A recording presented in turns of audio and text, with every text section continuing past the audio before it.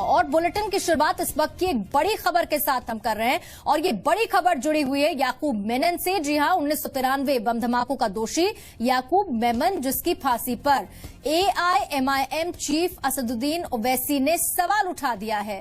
ओवैसी ने यह कहा है कि मुस्लिम होने के कारण मेमन को फांसी दी जा रही है।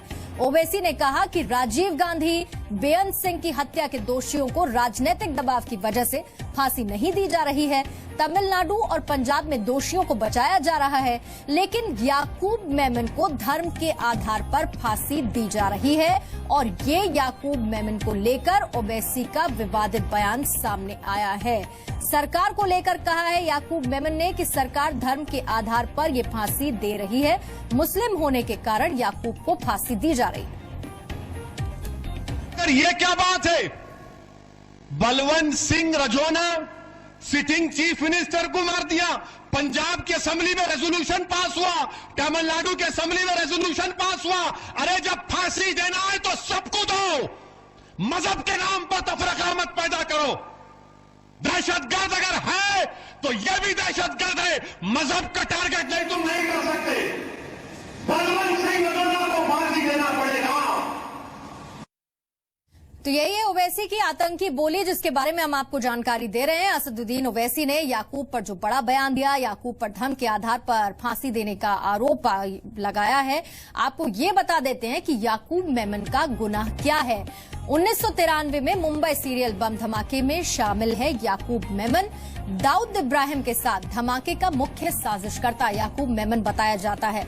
आपको जानकारी भी दे दें कि धारा 120B के तहत आपराधिक षड्यंत्र में शामिल याकूब मेमन है, आतंकवादी गतिविधियों में शामिल है और इसके साथ ही आतंकवादियों को सहायता पहुंचाना, ये भी आरोप उस पर लगे हुए हैं। गैर कानूनी तरीके से हथियार रखने का दोषी याकूब मेमन है और नुकसान पहुंचाने के इरादे से विस्फोटक रखने का दोषी भी उसे बताया गया है। टाडा कोर्ट ने 27 जुलाई 2007 को फांसी की सजा सुनाई थी याकूब मेमन को। 21 मार्च 2013 को सुप्रीम कोर्ट ने फांसी की सजा को बरकरार रखा था।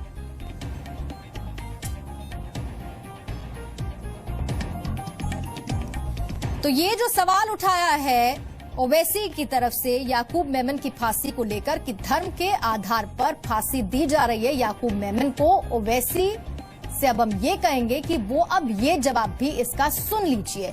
याकूब की फांसी की सजा तय होने से पहले कई लोगों को फांसी दी गई है। हम आपको वो नाम बताने जा रहे हैं जिससे यह साबित हो जाएगा कि दोषियों का कोई धर्म नहीं होता है।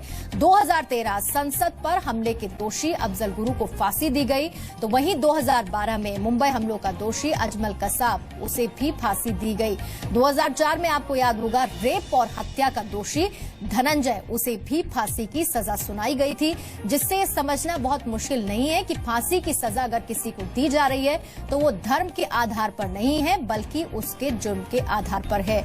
जेडीयू और कांग्रेस ने यह कहा है कि आतंकी का कोई धर्म नहीं होता है।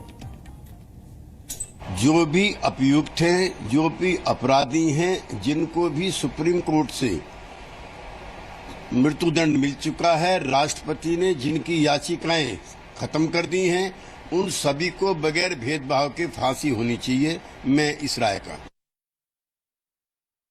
अपराध का न कोई धर्म होता है, न कोई जाति होती है, न कोई क्षेत्र होता है।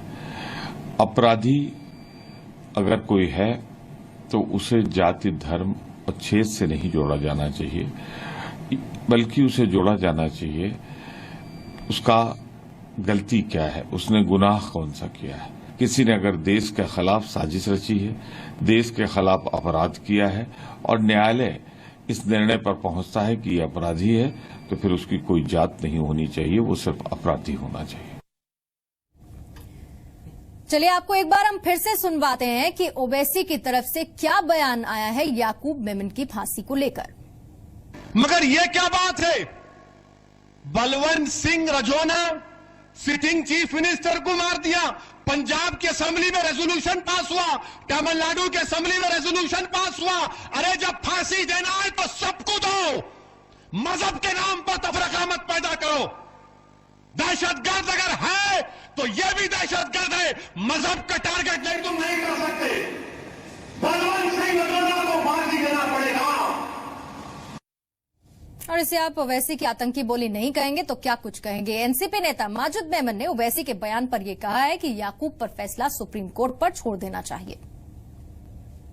ये तमाम चीजें सुप्रीम कोर्ट देखेगी। हम और आप इस पर कोई टिप्पणी नहीं कर सकते। सुप्रीम कोर्ट को पता है कि कहाँ क्या सच्चाई है और क्या इंसाफ होना चाहिए।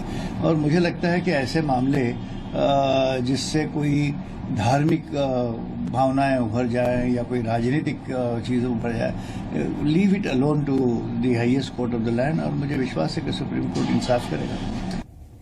और ओवैसी के बयान की बीजेपी ने आलोचना की है। समाजवादी पार्टी नेता नरेश अग्रवाल ने कहा कि ओवैसी जैसे लोग राजनीति में बने रहने के लिए इस तरह की बयानबाजी करते रहते हैं। इस प्रकार की बयानबाजी करना ये हमारी जो जुडिशरी है, हमारी जो न्यायिक व्यवस्था है, उसका अपमान है। सुप्रीम कोर्ट तक जाकर के वहां से कन्फर्म हुआ कि याकूब मेनन को जो फांसी पर लटकाया जाना चाहिए, जिसके कारण जो सैकड़ों लोग मारे गए, 800 से ज्यादा लोग उसमें घायल हुए थे। मुंबई के जो सीरियल बम ब्लास्ट हुए थे। और उसको ये कहना कि धर्म के नाम पर, जाति के नाम पर ये पॉलिटिक्स करना, ये बहुत ही गलत है। और अगर हम क्रिमिनल को, आतंकवादी को धर्म से, जाति से अगर जोड़ेंगे, ये समाज के प्रति बहुत बड़ा अपराध है।